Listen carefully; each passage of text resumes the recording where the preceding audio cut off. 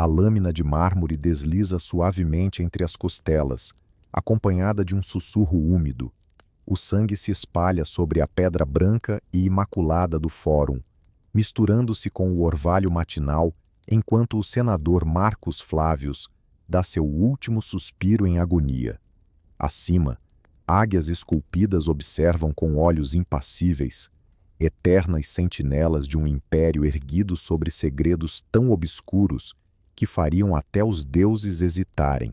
É amanhecer em Roma, no ano 67 d.C., e o que inicialmente parece um assassinato político logo se revelará uma trama muito mais sinistra: o silenciamento de um homem que desvendou os feitos dos imperadores com as crianças dos oponentes. O corpo será retirado antes que os comerciantes do mercado cheguem. O sangue será eliminado por escravos que conhecem bem o custo de se pronunciar. Ao meio-dia, a narrativa oficial dominará as fontes e os banhos da cidade. Mais um senador sacrificado nos jogos políticos que consumiram o defunto da República. Mas Marcus Flávius não foi assassinado por se opor ao mais recente decreto fiscal de Nero ou por criticar as performances teatrais do imperador. Ele foi morto porque seguiu uma trilha de pequenos corpos até as catacumbas mais profundas sob o Monte Palatino, onde os homens mais influentes de Roma realizavam rituais que deixariam até o mais implacável dos carrascos aterrorizado. Roma, a cidade eterna, a joia da coroa da civilização, defensora das leis e construtora de aquedutos. Contudo, sob sua superfície brilhante, escondiam-se segredos tão abomináveis que os jogos de gladiadores parecem meras brincadeiras infantis.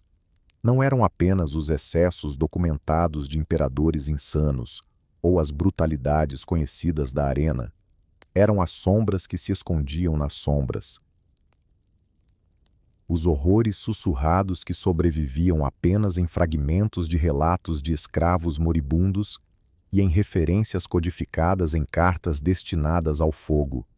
Se você aprecia histórias ocultas como esta, inscreva-se e compartilhe de onde você nos assiste.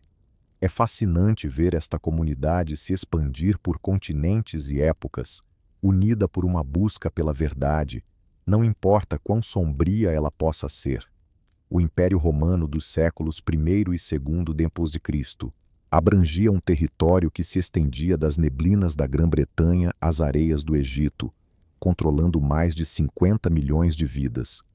No seu núcleo estava Roma, uma cidade com cerca de 1 milhão de habitantes, onde senadores debatiam em salões de mármore, enquanto escravos desaguavam penicos em esgotos que, mais tarde, seriam considerados maravilhas da engenharia. Esta era uma sociedade onde crucificações públicas eram um entretenimento comum, onde a exposição de recém-nascidos era legal e frequente, onde o conceito de direitos humanos existia apenas nas fervorosas imaginações de filósofos estoicos.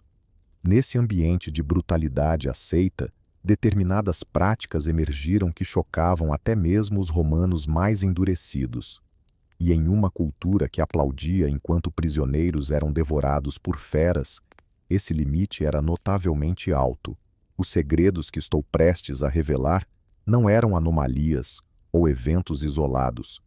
Eram horrores sistemáticos e institucionalizados que mostram como o poder absoluto, aliado ao misticismo religioso e a um sadismo desenfreado, pode moldar a civilização em um mecanismo de crueldade indescritível. O primeiro segredo está enterrado sob o que hoje é a Igreja de San Clemente em Roma, onde escavações arqueológicas na década de 1860 revelaram um complexo de câmaras subterrâneas datadas do século I d.C. O que os arqueólogos descobriram ali e o que o Vaticano posteriormente ocultou do público eram afrescos que retratavam cenas que desafiam tudo o que pensávamos saber sobre as práticas religiosas romanas. A centelha surgiu em 64 d.C., durante o ano do devastador incêndio de Roma. Enquanto os engenheiros de Nero removiam as cinzas para erguer sua luxuosa residência, os operários se depararam com uma intrincada rede de túneis sob a colina palatina, que remontava até as origens do Palácio Imperial. Não eram os conhecidos hipogeus do Coliseu ou as catacumbas dos primórdios cristãos. Essas câmaras possuíam inscrições em uma combinação de latim e o que os estudiosos viriam a reconhecer como etrusco corrompido, relatando rituais dedicados a deidades cujos nomes não figuravam nos panteões romanos reconhecidos. Um fragmento de papiro encontrado em 1923 na Vila dos Papiros em Herculano traz uma correspondência de um certo Vetus Valins para seu irmão em Alexandria, datada por volta de 71 d.C. Nela, Vetus menciona sua participação em que ele denomina os mistérios mais secretos sob Roma, onde aqueles que governam na superfície descem para servir a mestres mais antigos. Ele relata sobre senadores e prósperos comerciantes reunindo-se em câmaras iluminadas por tochas, realizando rituais que exigiam a presença de crianças capturadas em campanhas militares, em especial filhos de chefes tribais derrotados e nobres inimigos. Na carta, Vetus descreve como esses jovens prisioneiros eram mantidos em cercados subterrâneos por longos meses, alimentados com pão embebido em vinho misturado com ervas desconhecidas, até que suas mentes se tornassem maleáveis e seus olhares adquirissem o que ele chama de o olhar vazio de quem vislumbra além do véu. Em noites específicas, alinhadas a eventos astronômicos que os augúrios romanos julgavam propícios para a comunhão com divindades do submundo, essas crianças eram levadas a câmaras esculpidas com símbolos que não se assemelhavam à iconografia romana tradicional. O que ocorria nesses locais levou o historiador romano Cássio Dio a afirmar quase um século depois que havia práticas na cidade que faziam o canibalismo de povos distantes parecerem costumes de homens civilizados. Dio nunca detalhou o que queria dizer, mas seu contemporâneo, o apologista cristão Minutius Félix, oferece uma pista ao comentar sobre as acusações romanas contra os primeiros cristãos. Eles afirmam que praticamos abominações que eles mesmos realizam nas sombras, projetando suas próprias vergonhas sobre os outros. A intensificação desses casos ocorreu durante o reinado de Domiciano, entre 81 e 96 d.C. Os registros históricos revelam um padrão peculiar nesses anos. O desaparecimento sistemático de crianças de famílias nobres em regiões conquistadas, sempre justificado como sendo vítimas de guerra ou doenças. Contudo, uma mensagem decifrada, descoberta em 1934 entre as tábuas vindelenses ao longo da muralha de Adriano, sugere uma explicação diferente. A comunicação de um comandante romano na Grã-Bretanha para seu superior na Gália diz: "A carga sagrada dos bigontes está a caminho. Assegure que os transportes cheguem à cidade eterna antes do solstício de inverno. O divino Augusto necessita urgentemente de sangue puro para as cerimônias de renovação." O termo cerimônias de renovação não aparece em mais nenhum outro lugar nas comunicações militares romanas, mas surge repetidamente em fragmentos de textos encontrados nas seções seladas sob São Clemente. Evidências arqueológicas corroboram o horror implícito nesses documentos.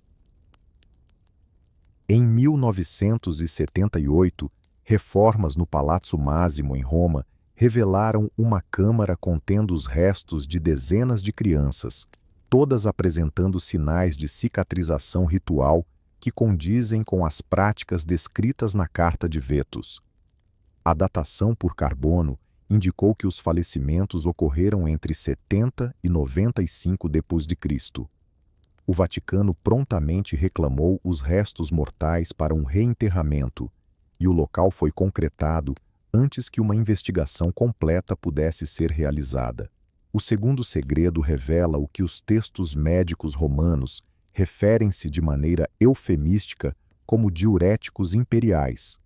O uso sistemático de carne e sangue humanos como tratamento e afrodisíaco entre a elite romana não se assemelhava ao canibalismo desesperado de cidades cercadas ou aos rituais encontrados em determinadas religiões mistéricas. Era uma forma calculada e medicalizada de antropofagia que persistiu por séculos nas esferas mais elevadas da sociedade romana.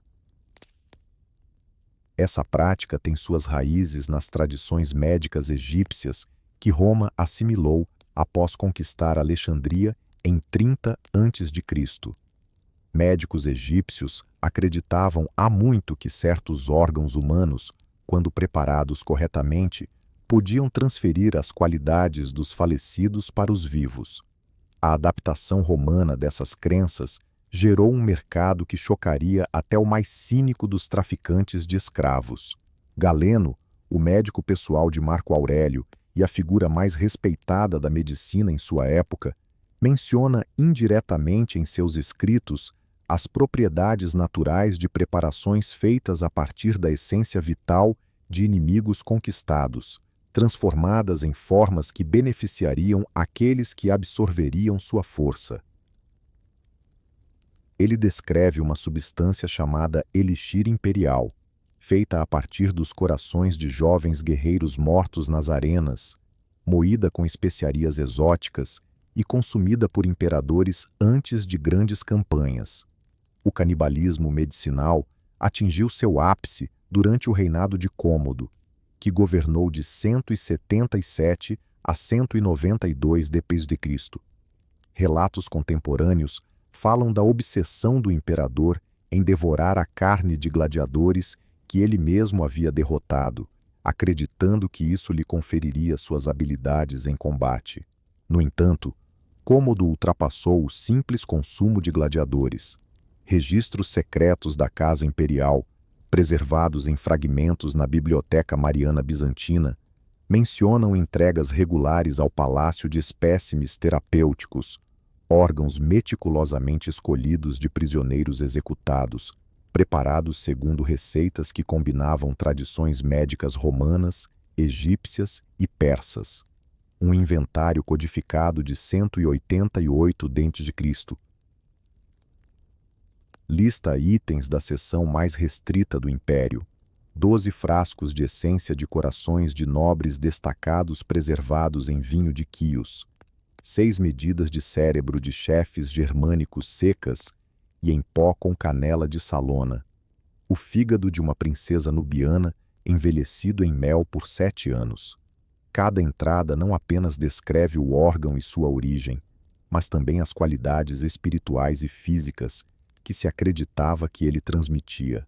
Essa prática não se restringia apenas aos imperadores.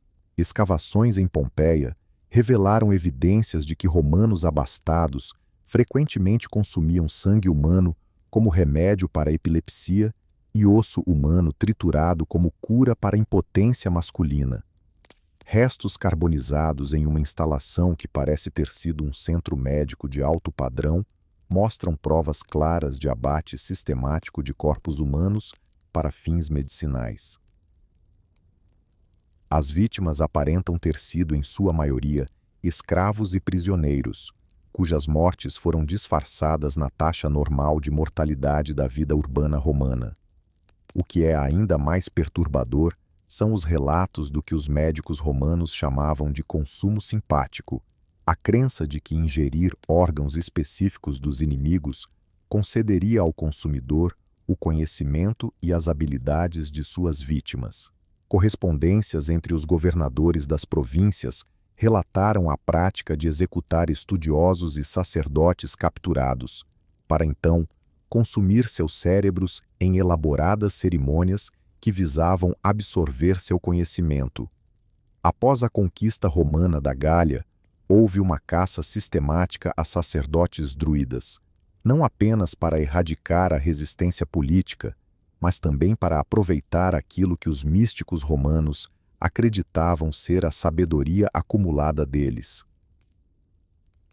O terceiro segredo se oculta nas sombras da religião romana, onde a adoração tradicional cedeu espaço a cultos tão extremos que as infames orgias bucanelianas pareciam quase suaves em comparação.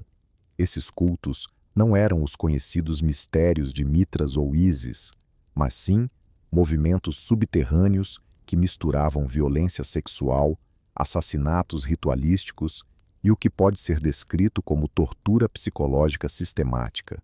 O culto de Noxet Turner, o Cavaleiro Eterno, surgiu em Roma por volta de 79 d.C., emergindo das cinzas da autoridade religiosa tradicional que havia sido devastada pela erupção do Monte Vúvio. Com os deuses tradicionais parecendo incapazes de evitar desastres naturais, romanos desesperados voltaram-se para divindades que prometiam poder através da escuridão em vez da luz da virtude. As práticas desse culto, registradas em um conjunto de tábuas de bronze encontradas sob os alicerces do Panteão em 1885, envolviam o que chamavam de grande inversão, rituais destinados a reverter a ordem natural e conceder aos participantes o controle sobre a própria morte. Essas cerimônias exigiam a presença de indivíduos de diferentes classes sociais, senadores, escravos, soldados e civis, todos reunidos em câmaras subterrâneas para rituais que se estendiam por dias. As tábuas descrevem rituais preparatórios que incluíam privação sensorial e substâncias alucinógenas extraídas de plantas de áreas remotas do Império. Os participantes eram mantidos em total escuridão por semanas, recebendo apenas pão e água, misturados a compostos que análises modernas sugerem conter fungos urgô e derivados de ópio processados. Quando eram levados para as câmaras cerimoniais, relatos indicam que muitos já não conseguiam distinguir entre realidade e alucinação. O que aconteceu a seguir desafiou os limites da crueldade humana. O ritual central do culto consistia na tortura lenta de inimigos capturados, enquanto os participantes consumiam seu sangue e fluidos sexuais, acreditando que isso lhes conferiria poder sobre a vida e a morte. Contudo, o objetivo final ia além do mero sadismo. Tratava-se de transformação. Documentos do culto descrevem a meta de alcançar uma loucura sagrada que abre portas entre mundos, um estado de consciência que supostamente permitia a comunicação com entidades que existiam além da compreensão tradicional romana da hierarquia divina. A participação imperial nesses cultos atingiu seu ápice sob o imperador Caracalla, que governou de 211 a 217 d.C. Historiadores como Cássio Dio registram a obsessão de Caracalla por magia e sua consulta a feiticeiros estrangeiros que praticavam artes consideradas abomináveis, até mesmo por magos orientais. O que não é documentado de forma direta, mas emerge de referências codificadas em correspondências contemporâneas, é a participação de Caracalla em rituais que combinavam o culto de Nox Turner com conquistas militares. Antes de grandes campanhas, Caracalla se retirava para câmaras subterrâneas sob o Monte Palatino, acompanhado de nobres inimigos capturados e suas famílias. O que ocorreu durante essas sessões permanece em grande parte encoberto, mas suas consequências foram registradas por observadores horrorizados.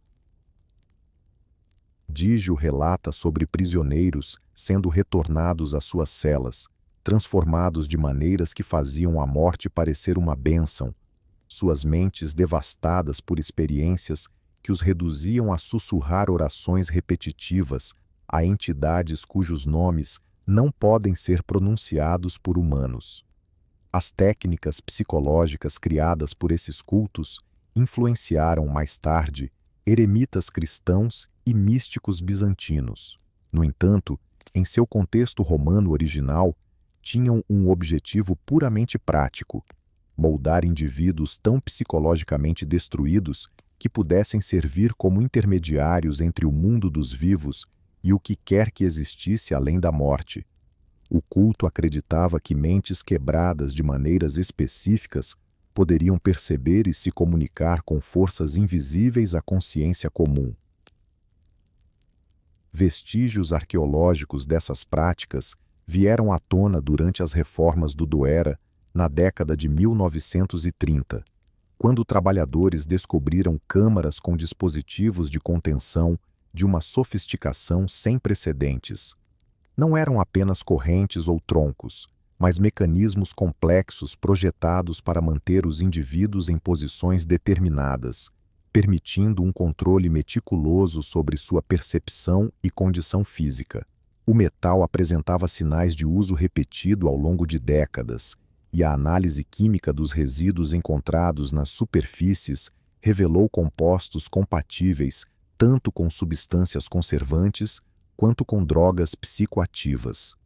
O quarto segredo aborda o uso sistemático de guerra biológica em Roma, práticas que anteciparam armas químicas e biológicas modernas em quase 2000 anos. Não se tratava apenas de envenenar poços ou contaminar suprimentos alimentares, como faziam exércitos antigos, mas do cultivo e manipulação intencional de organismos patogênicos para fins estratégicos. Essa prática teve início durante as guerras judaicas entre 67 e 73 d.C., quando engenheiros romanos descobriram que certas condições poderiam acelerar a proliferação da peste entre populações sitiadas. Inicialmente, esse conhecimento surgiu da observação, percebendo que a superlotação e a contaminação da água podiam transformar doenças menores em epidemias devastadoras. Sob a orientação de médicos militares treinados em Alexandria, essas observações se transformaram em técnicas sistemáticas. Um fragmento de papiro de Oxerinius, datado de aproximadamente 97 d.C., parece conter um manual militar para operações de cerco. Entre as táticas comuns para minar muros e construir arietes, o documento inclui uma seção sobre o cultivo de uma peste benéfica. O texto descreve métodos para coletar e preservar o que chama de sementes de fraqueza de vítimas da peste, introduzindo esses materiais nos suprimentos de água ou alimentos do inimigo. O manual fornece instruções detalhadas sobre o timing desses ataques, a fim de coincidir com mudanças sazonais que potencializarão sua eficácia. Ele menciona que certas doenças se espalham mais facilmente nos meses de inverno, quando as populações ficam em ambientes fechados, enquanto outras se mostraram mais virulentas durante o calor do verão, quando as condições de higiene pioram. O mais alarmante é que descreve como selecionar cepas específicas de doenças com base nas características de idade e saúde das populações-alvo, configurando efetivamente formas precoces de guerra biológica direcionada. A sistematicidade dessas práticas se tornou evidente durante a peste antonina, entre 165 e 180 d.C., que arrasou o Império Romano e ceifou cerca de 5 milhões de vidas. Embora os estudiosos da história tenham, por muito tempo, considerado essa situação como uma pandemia natural, provavelmente originada de campanhas militares na Mesopotâmia, documentos recentemente descobertos revelam uma realidade mais intricada. Uma série de cartas, encontrada em 1952 em um posto romano próximo ao Eufrates, descreve a coleta intencional de agentes patogênicos em áreas afetadas, com o objetivo de transportá-los de volta a Roma. A correspondência entre os comandantes de campo e os médicos imperiais detalha métodos para manter os organismos patogênicos viáveis durante longas jornadas, especificando quais recipientes e técnicas de preservação seriam eficazes para manter sua virulência. As cartas mostram que os médicos militares romanos tinham um entendimento avançado sobre a transmissão de doenças, reconhecendo a importância de materiais contaminados na propagação de infecções muito antes da formulação formal da teoria germinal. Eles descreveram técnicas para identificar os momentos mais contagiosos de diversas doenças e métodos para concentrar materiais infecciosos, aumentando assim sua eficácia. No entanto, o programa de guerra biológica ultrapassava a simples cultura de doenças. Os médicos romanos aprenderam a modificar e aperfeiçoar patógenos naturais, utilizando técnicas que antecipavam a engenharia biológica moderna. Descobriram que certas combinações de doenças poderiam gerar efeitos sinérgicos, tornando as populações infectadas mais suscetíveis a infecções secundárias. Desenvolveram abordagens para criar o que chamavam de pragas compostas, combinações de doenças que superariam as respostas imunológicas naturais e se mostrariam resistentes a tratamentos convencionais. Os programas mais avançados eram supervisionados diretamente por médicos imperiais durante o reinado de Marco Aurélio. Apesar de sua reputação como um imperador filósofo, Marco Aurélio dirigiu iniciativas de guerra biológica que visavam grupos étnicos específicos dentro das fronteiras do império. Documentos de seu arquivo pessoal detalham investigações sobre doenças que impactariam populações genéticas particulares de forma mais severa, permitindo que as forças romanas debilitassem áreas rebeldes enquanto preservavam populações leais. Evidências arqueológicas dessas operações foram descobertas em diversos locais do Antigo Império. Escavações em um complexo militar próximo à colônia revelaram laboratórios equipados com instrumentos especializados para cultivar micro-organismos, incluindo câmaras seladas que mantinham condições de temperatura e umidade ideais por longos períodos. Análises químicas dos resíduos encontrados nessas áreas indicam a presença de compostos orgânicos associados a pesquisas biológicas sistemáticas. O quinto segredo aborda o comércio industrial de crianças em Roma, com finalidades que iam muito além da escravidão convencional. Não se tratava apenas da dura realidade de sociedades conquistadoras que escravizavam populações derrotadas. Era uma rede de comércio especializada que fornecia crianças especificamente para rituais, entretenimento e experimentos que desafiavam até mesmo as noções romanas de crueldade aceitável. Essa rede operava com a aprovação oficial nos mais altos escalões do governo, integrada à administração imperial. Governadores provinciais recebiam lotes regulares de crianças com características específicas, faixas etárias, atributos físicos e origens geográficas que atendiam às demandas de diversas instituições romanas e compradores privados. Um conjunto de documentos administrativos encontrado sob as ruínas de Áustia em 1961 revela a estrutura burocrática que controlava esse comércio. Não se tratavam de mercados clandestinos ou atividades ilícitas, mas de operações oficiais geridas pelos mesmos burocratas responsáveis pela distribuição de grãos e pela arrecadação de impostos.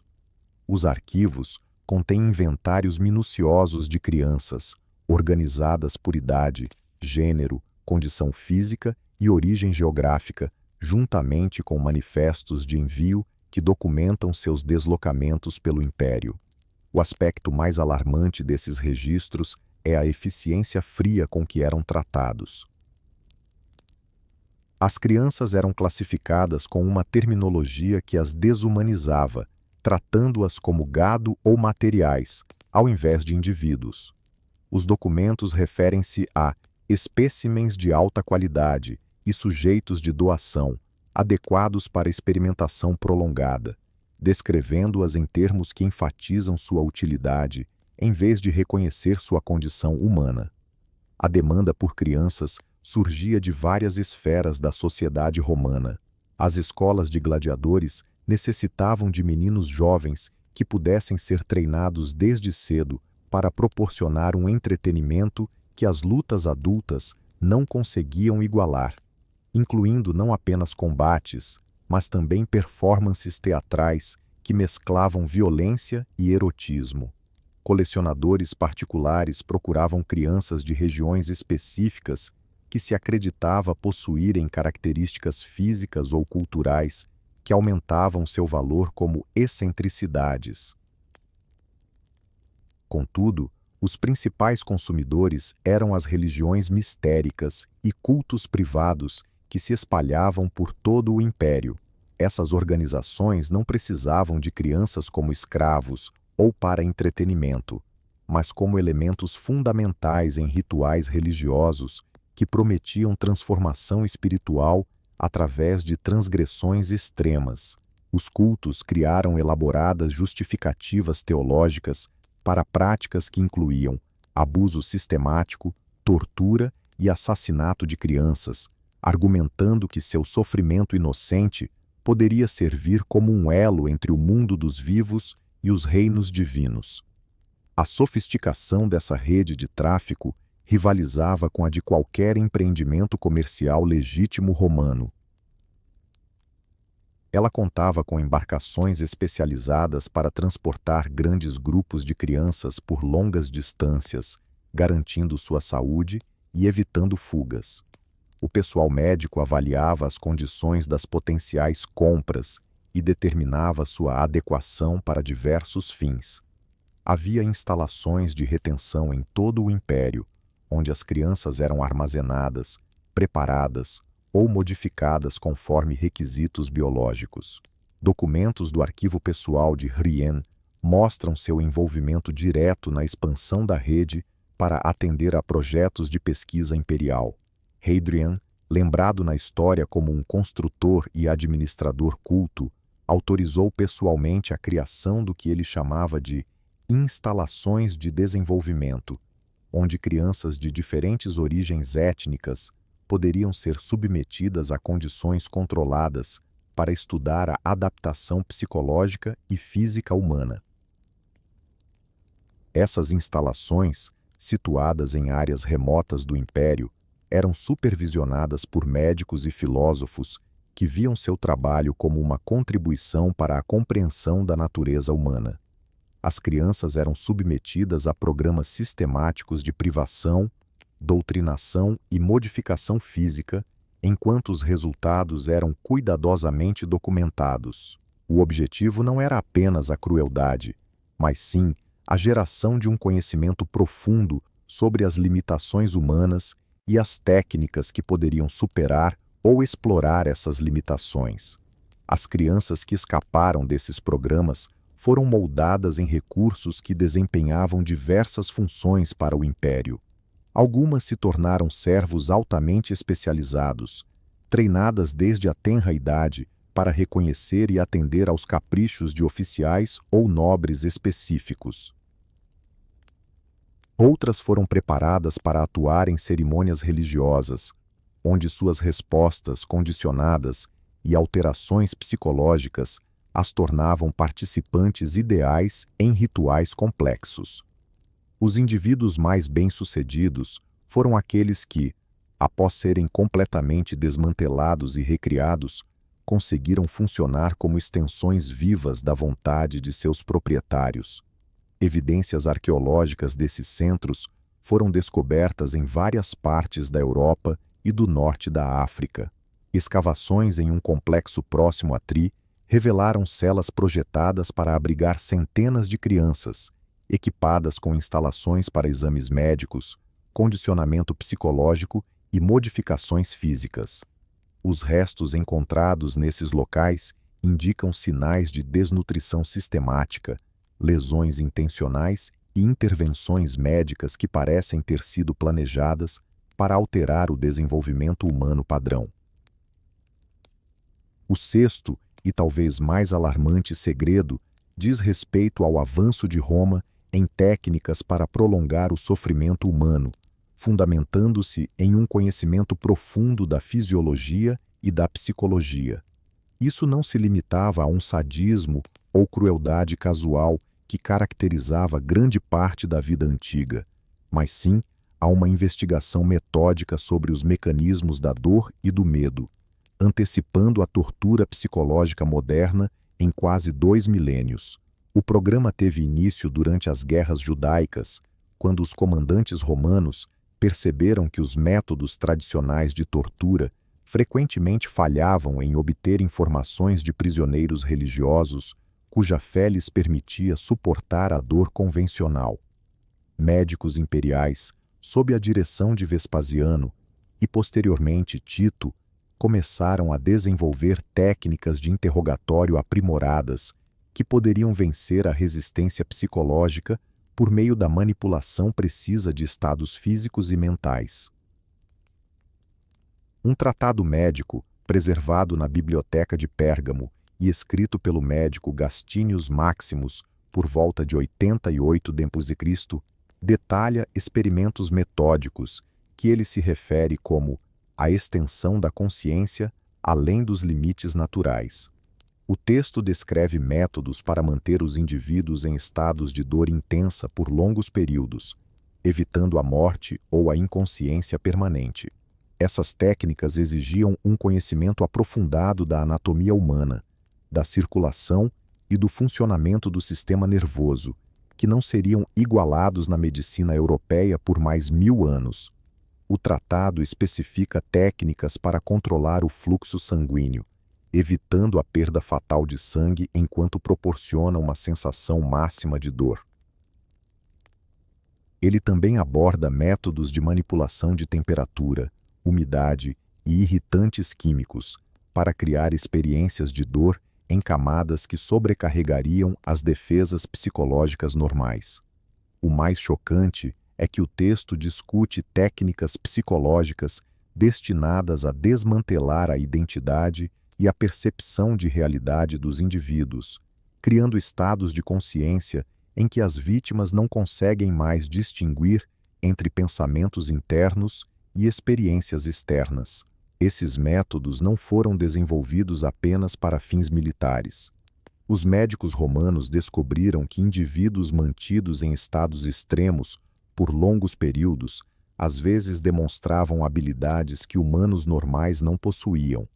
Relataram casos de comunicações telepáticas aparentes entre prisioneiros torturados, habilidades precognitivas que possibilitavam a previsão de eventos futuros e alegações de contato com entidades além da percepção comum.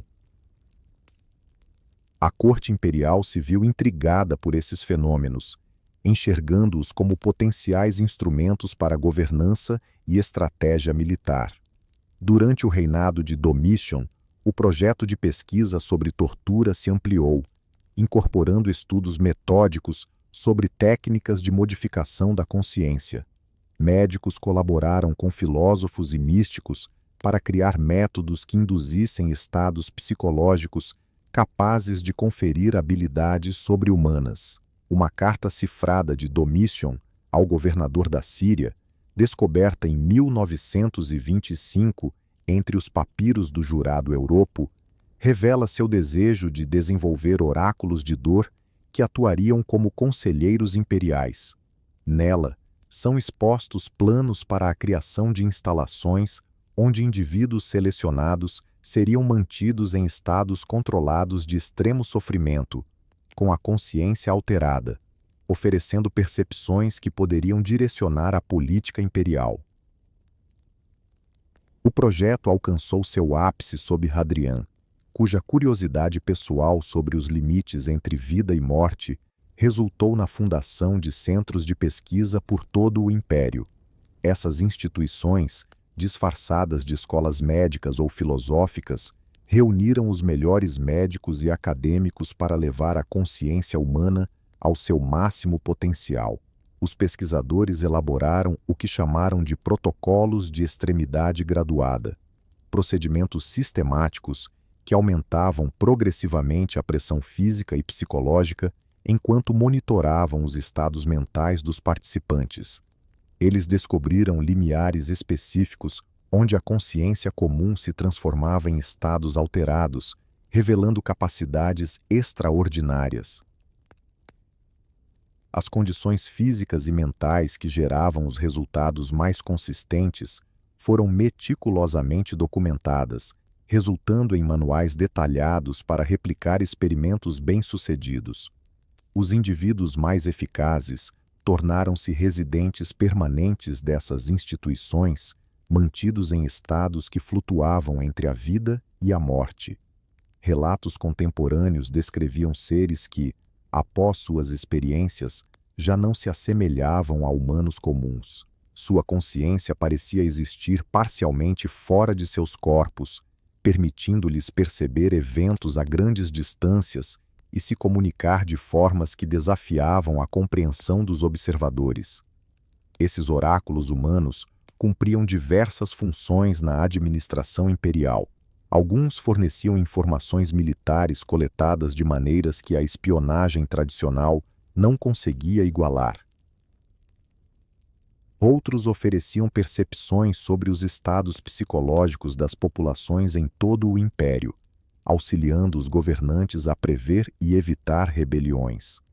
Os sujeitos mais valiosos alegavam ter a habilidade de captar as intenções e planos de governantes estrangeiros, oferecendo vantagens estratégicas que contribuíam para o êxito militar romano. Provas arqueológicas desses programas foram descobertas em várias regiões do Império, embora muitas permaneçam ocultas por governos que consideram as informações sensíveis demais para o público. Escavações divulgadas revelaram instalações avançadas, projetadas para manter os sujeitos em condições controladas por longos períodos, monitorando seus estados físicos e mentais com uma precisão sem precedentes. As técnicas desenvolvidas nesses programas romanos influenciaram posteriormente o misticismo cristão, o sufismo islâmico e diversas tradições esotéricas que prometiam a transcendência através de disciplina física e mental extrema. No seu contexto original na Roma antiga, essas práticas tinham objetivos inteiramente práticos, formando recursos humanos que poderiam fortalecer o poder imperial com habilidades que a consciência humana comum não seria capaz de oferecer.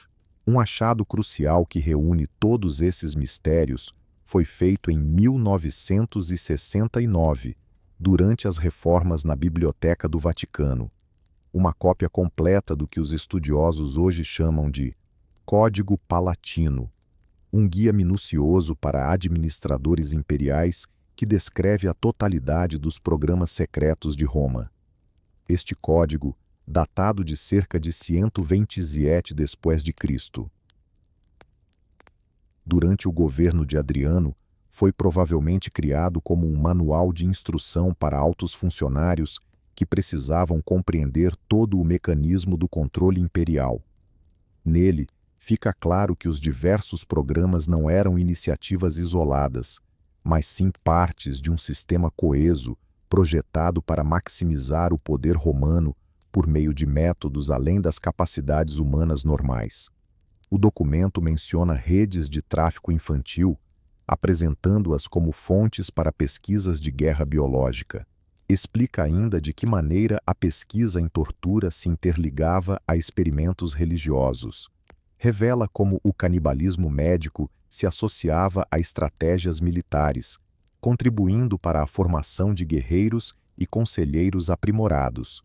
O mais revelador é que o código mostra que esses programas não eram desvios ou sinais de decadência, mas respostas estratégicas a desafios concretos enfrentados pelo Império.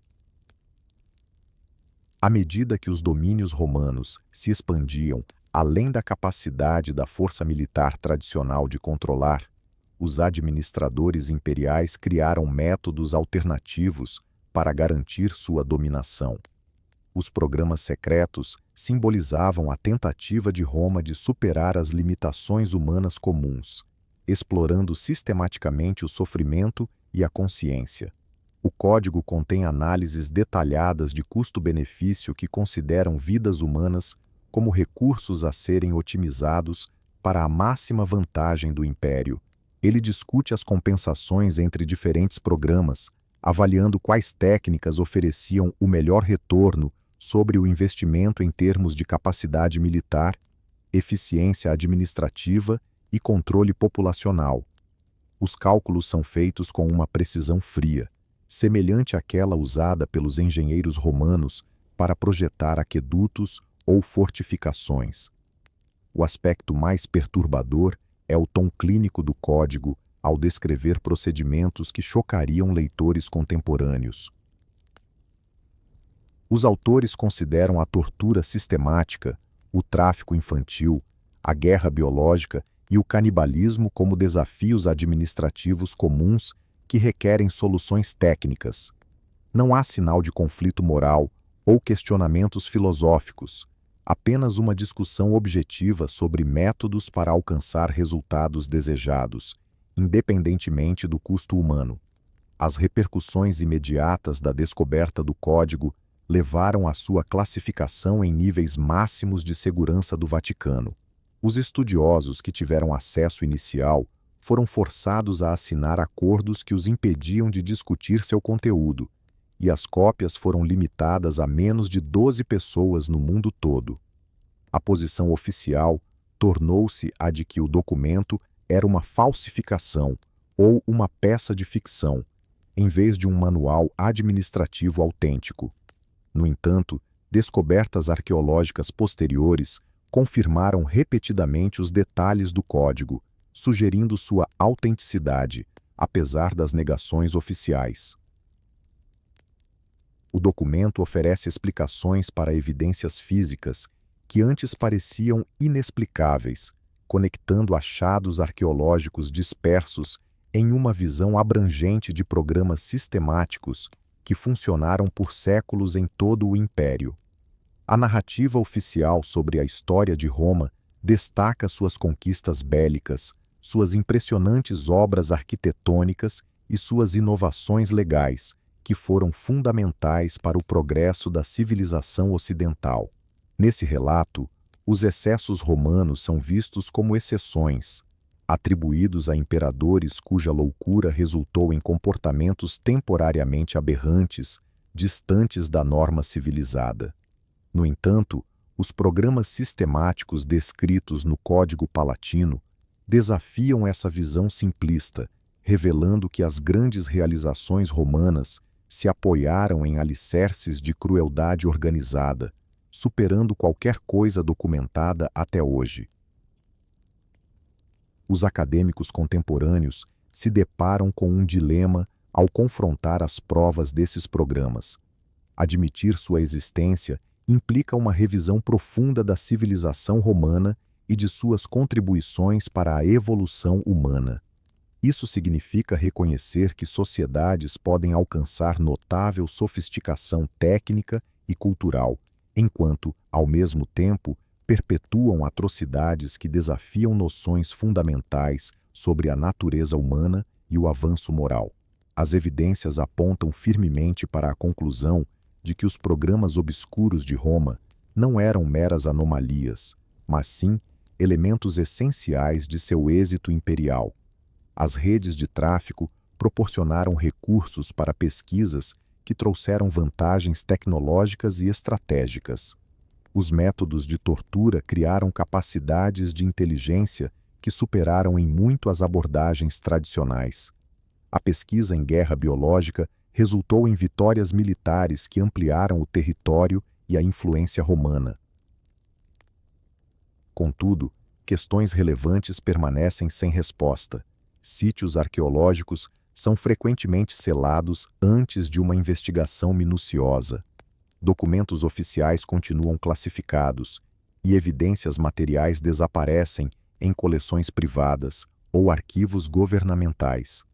O alcance total dos programas romanos pode nunca ser plenamente conhecido, em parte devido ao encobrimento intencional por autoridades que consideram essas informações perigosas demais para o público.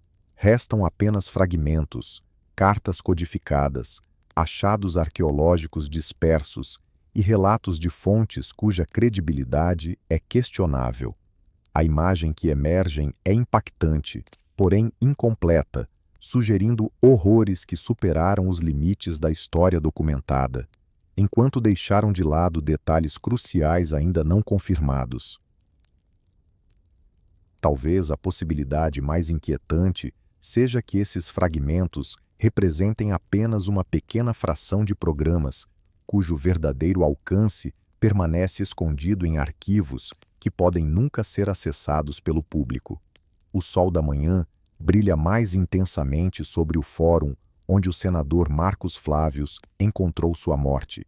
O sangue foi limpo. Os comerciantes arrumaram suas barracas e Roma prossegue com sua eterna encenação de grandeza civilizada. Mas sob as pedras de mármore, em câmaras que arqueólogos redescobrirão séculos depois, os verdadeiros monumentos da realização romana aguardam ser revelados. Salas onde os gritos de crianças ecoaram, laboratórios onde a consciência humana foi dissecada com a mesma precisão aplicada em sua arquitetura. Arquivos que atestam a crueldade sistemática elevada à condição de política imperial. As águias esculpidas em pedra observam uma cidade que aprendeu a transformar sofrimento em poder, morte em entretenimento e seres humanos em recursos a serem otimizados para o máximo aproveitamento. Em seus olhos de mármore, mentiras revelam o maior segredo de todos: que civilização e barbárie não são opostos, mas aliados na eterna dança da humanidade com a escuridão. Roma não caiu porque os bárbaros eram mais poderosos, mas sim porque já havia consumido sua própria essência.